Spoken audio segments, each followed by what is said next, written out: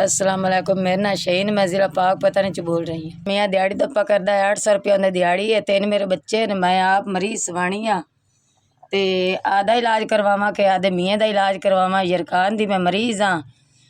ते छाती का ही मसला है, तो बंदे मेरे टीबी है। असी वसैल साढ़ा नहीं चलता। कोई 1000 रुपया साड़ी दोवां जियां दी दिहाड़ी है। असी आदि दवाई लवीए कि असी बच्चों का करिए कि इन्होंने स्कूल असी नहीं बच्चों घल सकने। साडा बिल आया पिया, बिल नहीं भरिंदा ते गरीब हाँ, खावन पीवन तू ही तंग हाँ। SVS तुहाडी मेहरबानी, तुहाडी शुक्रिया। अल्लाह तुहानू घड़ा देवे, अल्लाह तुहाडी याती करे। आ तुहाडा राशन साडे कोल पहुँच गया। असी रोज़े रोज़े रख लसां, असी बच्चों नू खिला पिला लसां।